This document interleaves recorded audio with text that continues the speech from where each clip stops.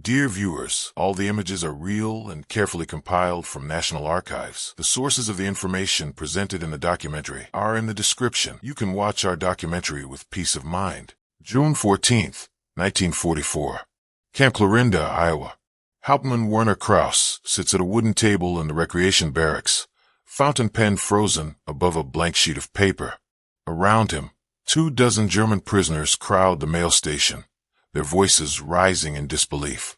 An American lieutenant has just explained the camp's correspondence policy.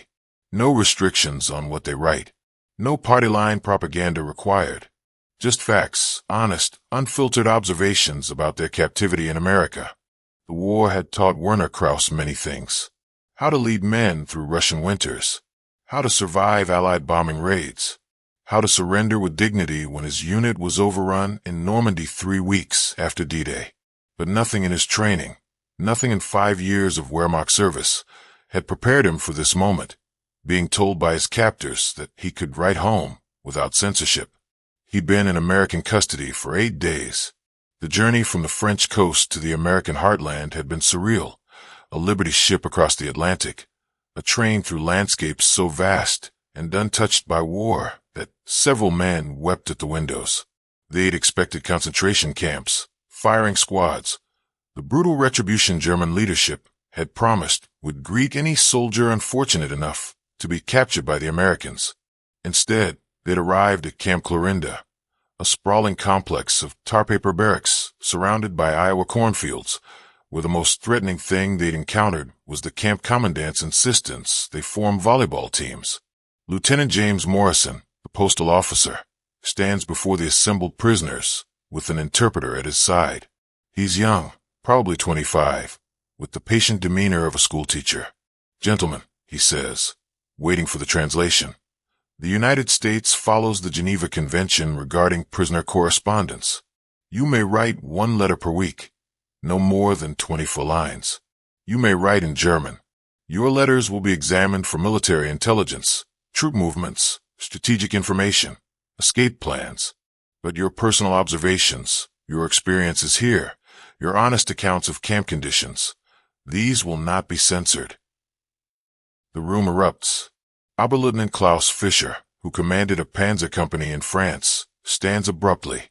"This is a trick," he says in broken English. "You want us to write lies about good treatment. Then you change letters, make propaganda." Morrison shakes his head. "No trick, Lieutenant. The Red Cross monitors our camps. Your letters will be your own words. We have nothing to hide." Werner watches the exchange, his mind racing. He thinks of the letters he'd written from the Eastern Front, carefully worded messages that praised the Reich, mentioned nothing of the cold or hunger or the terrible things he'd witnessed. Letters written with the knowledge that censors in Berlin would read every word, that any hint of defeatism could mean consequences for his family. In the German military postal system, correspondence wasn't communication. It was performance. That evening, after dinner of roast beef, mashed potatoes, green beans, and apple pie, a meal more substantial than anything he'd eaten in the last year of fighting, Werner returns to his bunk with paper and pen. Around him, the barracks hums with activity. Some men play cards. Others read books from the camp library, which houses 5,000 volumes in German and English. Someone has a harmonica.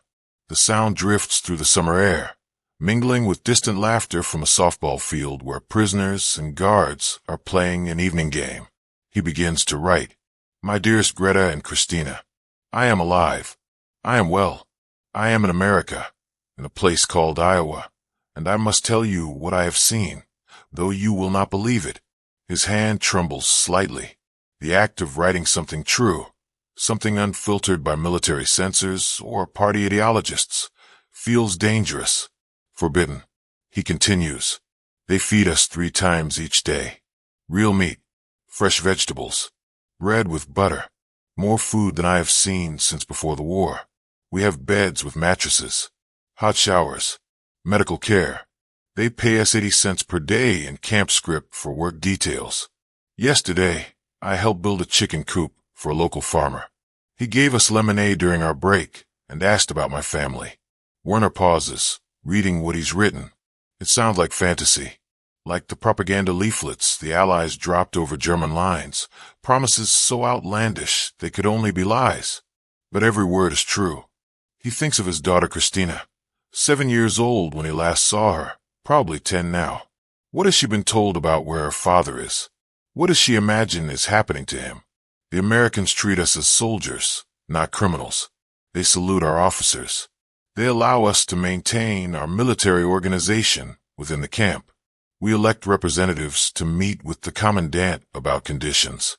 Yesterday, our spokesman requested more musical instruments for the camp orchestra. Today, 3 violins and a cello arrived. In the bunk below, Gefreiter Hans Becker is writing his own letter, muttering to himself as he works. Hans is 19, captured during his first week in combat. My mother won't believe any of this, he says. She'll think the Americans forced me to write lies.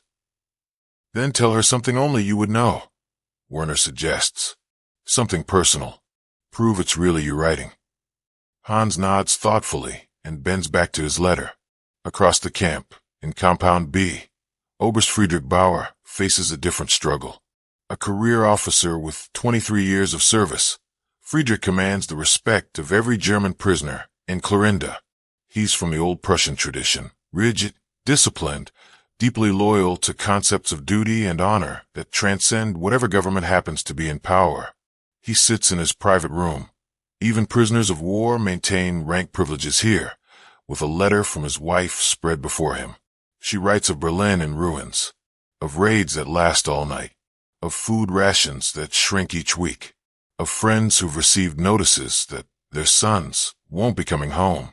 And then, in careful language that dances around what she cannot say directly, the things we are told about the war, Friedrich, do they match what you have seen? The reports of enemy cruelty, the promises of final victory, are these truths? Friedrich understands what she's asking. In the coded language of Germans living under totalitarian scrutiny, she's questioning everything, the propaganda, the leadership, the war itself, and she's asking him, from the safety of American captivity, to tell her the truth. He picks up his pen and writes with the precision of a military report. My dear Margarethi, I write to you from my enemy's custody, and I must confess something that will disturb you. They are not what we were told. The Americans do not torture. They do not starve. They do not execute. They follow their laws regarding prisoners with a strictness that would impress our most dedicated bureaucrats. I am treated better here than I treated prisoners on the Eastern Front, and this shames me. He stops, staring at what he's written. This letter, if it reaches Germany, if it passes through whatever censorship still exists in the chaos of Allied bombing campaigns, will be explosive. It directly contradicts every piece of propaganda the German people have been fed about Allied barbarism. But Lieutenant Morrison said the Americans wouldn't censor personal observations. Friedrich decides to test that promise. The camp is well supplied. We lack nothing. Medical care is excellent. Our camp doctor is a German prisoner, a surgeon from Munich, and he has access to equipment and medicines better than what we had in field hospitals. The Americans have inoculated every prisoner against typhoid, typhus, and tetanus. When Lieutenant Schneider developed appendicitis, he was transported to a civilian hospital in Omaha for surgery and returned to camp 2 weeks later, fully recovered. We have a camp newspaper, printed weekly, with news from the war fronts. We know that Germany is losing. The Americans do not hide this from us. They show us photographs of the bombed cities, the retreating armies, the Allied advance. They do not gloat. They simply present facts and allow us to draw our own conclusions. Margarethi, I tell you these things because you must understand what awaits if Germany continues fighting. The Americans will win. This is certain. And when they do, their occupation will not be the nightmare we have been promised. If they treat prisoners of war with this much humanity, what will they offer a defeated civilian population? Friedrich seals the letter and adds it to the outgoing mail pile. Whether it reaches his wife, whether it survives the chaos of a Germany under siege, he doesn't know. But he's done something he couldn't do in the Wehrmacht. He's told the truth. The letters flow out of Camp Clarinda like a river breaching a dam, hundreds of them each week. By July 1944, Over 3,000 German prisoners call the camp home, and each man writes with the fervor of someone who's discovered an unexpected freedom. They write about the abundance, the food, the supplies, the electricity that never fails. They write about the recreational opportunities, sports leagues, theatrical productions, art classes, a camp cinema that shows American films with German subtitles. They write about the work details that take them into Iowa communities, where civilians treat them with cautious friendliness, where farmers' wives pack extra sandwiches for lunch breaks, where children stare with curiosity rather than hatred. Young Gefreiter Becker writes to his mother about the camp education program. They allow us to take university courses, he explains. I am studying English and American history. The teacher is a prisoner, her Professor Dietrich from Heidelberg, but the Americans provide all the books and materials. They say education will help us rebuild Germany after the war. Can you imagine? They are already thinking about what comes after, about helping us recover. Feldwebel Krantz writes to his brother about the camp's relationship with the surrounding community. Last week, a tornado damaged several farms near the camp. The commandant asked for volunteers to help with repairs. 200 of us went. We worked alongside American civilians, rebuilding barns and homes. They fed us dinner, not prison food, but real family dinners at their tables. One farmer, Mr. Jensen, learned I was a carpenter before the war. He has offered to hire me after the war ends, to help me immigrate to America if I wish. He said he judges men by their character, not their nationality. These letters arrive in Germany like messages from another dimension. The postal system, despite the chaos of late war conditions, still functions with Germanic efficiency. Letters from America reach German homes within 6 to 8 weeks. And when they do, they create ripples of confusion, disbelief, and, for some, dangerous hope. In Stuttgart, Frau Greta Kraus opens her husband's letter with shaking hands. Her daughter Christina sits beside her, now old enough to read the words herself. They read about Iowa, about abundance, about kindness. Greta reads the letter 3 times, looking for hidden meanings, for codes that might reveal her husband wrote under duress. But the details are too specific, too personal. Werner mentions the time Christina caught her first fish. He asks about Greta's garden, whether the apple tree they planted together before the war finally bore fruit. These aren't things a captor would know to include. Mama, Christina whispers, is Papa lying? Teacher says the Americans are monsters. Greta looks at her daughter, at the Hitler Youth uniform she's required to wear to school, at the propaganda posters visible through the window depicting Allied soldiers as demonic figures. She makes a decision that could endanger them both.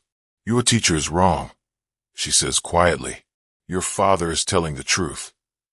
In Berlin, Margarete Bauer shares her husband's letter with their neighbor, Frau Schmidt, whose son is also a prisoner in America, somewhere in Texas. Frau Schmidt has received similar letters, describing humane treatment, adequate food, even kindness. The two women sit in Margarete's kitchen, windows covered against the night bombing raids, and whisper about what these letters might mean. If the Americans treat our soldiers this way, Frau Schmidt says carefully, then everything we've been told about the enemy is false. And if that is false, Margarete replies, what else have we been lied to about? The Gestapo notices. Of course they do. In a state built on surveillance and suspicion, the arrival of letters from America praising enemy treatment doesn't go undetected, but the volume overwhelms them. By autumn 1944, over 370,000 German prisoners are held in American camps, and tens of thousands of letters flood into Germany each month. The regime cannot suppress them all without revealing its own lies. Some local officials confiscate letters, intimidate families, spread rumors that the prisoners are brainwashed or coerced. But the truth leaks through. German intelligence officers analyze the letters, looking for patterns, for evidence of American psychological warfare. They conclude the letters are genuine, too consistent in detail, too personal in content to be manufactured propaganda. This makes them more dangerous. The reports that reach Berlin describe a disturbing picture. German soldiers who prefer American captivity to fighting for the Reich. Men who write not of suffering but of relief, of safety, of being treated as human beings rather than expendable units. At Camp Clarinda, Werner Krauss begins his 7th letter home. It's October now, and the Iowa autumn blazes with colors he's never seen in Germany. The camp's population has swelled to 4,000 men. They've built a chapel, both Catholic and Protestant services, held each Sunday. They've established a camp university offering courses in engineering, agriculture, business, and liberal arts. They've formed a symphony orchestra that gives weekly concerts attended by prisoners and American guards alike. Werner writes about these things, but he also writes about something more fundamental, a change he feels within himself. My dearest Greta, I have had time to think here. Time away from propaganda and orders and the constant pressure to believe certain things, to hate certain people. The Americans do not try to convert us to their ideology. They do not force us to renounce our country. They simply treat us as men, as soldiers who are following orders, as human beings capable of choosing our own thoughts. There's a guard here, Sergeant Miller, who speaks some German. His grandparents came from Bavaria. Last week, he showed me photographs of his family, his wife, his 2 daughters. I showed him pictures of you and Christina. We talked about farming, about music, about the normal life we both want after this war ends. We did not talk about politics or ideology. We talked as men who have more in common than we have differences. I realize now that the war has been fought over ideas that benefit no one except those in power. The ordinary German, the ordinary American, we want the same things. Safety for our families, food on the table, a chance to live without fear. The men who rule us have told us we are enemies, but sitting across from Sergeant Miller, I see only another father who wants to go home. When this war ends, and it will end, Greta, with Germany's defeat, I want us to remember this. The Americans could have treated us as the German military treated its prisoners. They chose not to. They chose to follow their own ideals, even when it would have been easier to seek revenge. There's a lesson in that, about what kind of world is possible if we choose it. Werner seals the letter and adds it to the outgoing pile. Around him, the evening routine of the camp continues. Men playing chess, a choir practicing Christmas carols. It's only October, but the Germans are already planning an elaborate holiday program. Someone is cooking something in the barracks kitchen, unauthorized but tolerated, using ingredients purchased with camp scrip from the canteen. The smell of baking bread fills the air. Oberst Bauer walks past on his evening inspection. He nods to Werner, a gesture of respect between soldiers. Friedrich has written 23 letters home, each one a carefully documented account of American treatment. He knows these letters are being read not just by his wife, but by everyone she dares to share them with. He writes them as testimony, as evidence against the lies both sides have told. Do you think it matters? Werner asks him, the letters we send, do you think they change anything? Friedrich considers the question. Through the window, he can see the lights of Clarinda, the Iowa town that exists peacefully beside a camp holding 4,000 enemy soldiers. American families live their lives within sight of the camp. Children ride bicycles past the fence. It's a scene that would be impossible in Germany, where suspicion and fear have poisoned every interaction. I think, Friedrich says slowly, that truth matters, even when it's inconvenient, even when it challenges what we've believed. These letters are truth. What people do with that truth, that's up to them. By December 1944, the American military has processed over 400,000 German prisoners through its camp system.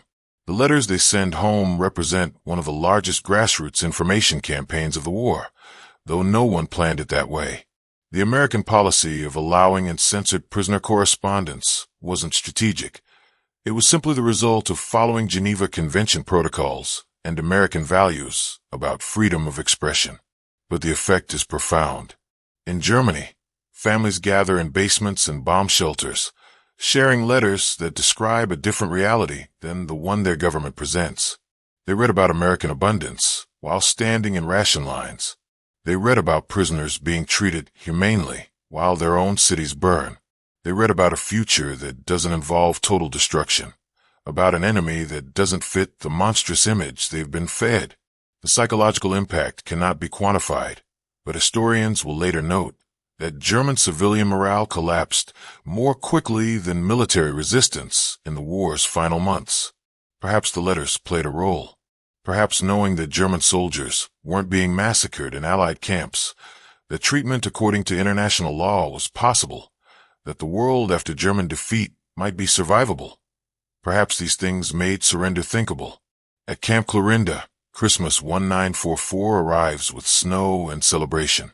The prisoners have organized a massive holiday program, concerts, plays, religious services, a Christmas market where craftsmen sell items they've made in the camp workshops. American guards and their families attend. Children from Clarinda perform carols alongside the prisoner choir.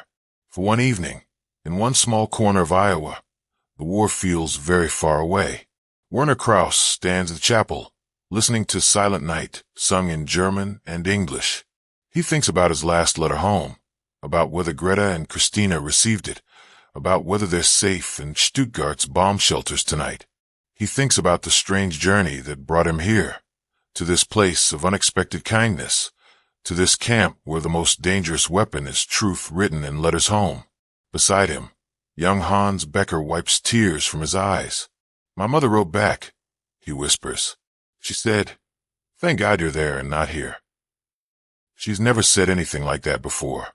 She's always been so patriotic, so certain Germany would win.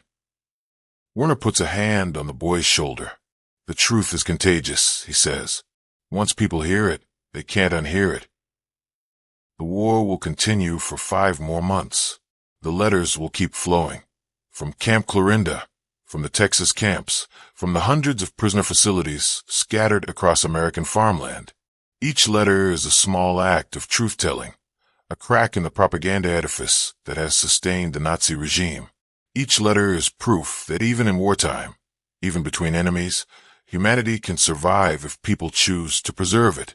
And in Stuttgart, in Berlin, in Munich and Hamburg, and every German city where these letters arrive, families read and whisper and dare to imagine a different future. A future where the monsters turn out to be ordinary men who, given the choice, prefer kindness to cruelty. A future that might be survivable after all. Werner seals his final letter of 1944 with a prayer he hasn't spoken since childhood. Not a prayer for German victory. That dream has died. Instead, a prayer for wisdom, for his family's safety, for the courage to face whatever comes next with honesty, for a world where letters like these become unnecessary because truth needs no special permission to exist. Outside the chapel, snow falls on Iowa fields where American corn once grew and will grow again. The camp lights cast a warm glow against the winter darkness. Inside, voices rise in imperfect harmony, Germans and Americans singing songs about peace on earth, goodwill toward men. For tonight, in this unlikely place, the words almost feel true. The war taught Werner Krauss many things. How to lead men, how to survive, how to surrender. But here, in the middle of America, surrounded by enemy soldiers who became something else, guards, yes, but also human beings capable of mercy, he's learning something new. He's learning that the most powerful weapon isn't bombs or bullets or propaganda. It's truth. Simple, honest, uncensored truth. The kind of truth you can write in a letter home without fear. And that truth, multiplied by thousands of letters, delivered to thousands of German homes, plants seeds that will grow in ways no general or politician could predict. Seeds of doubt about what they've been told. Seeds of hope that defeat might not mean destruction. Seeds of a different future, one letter at a time.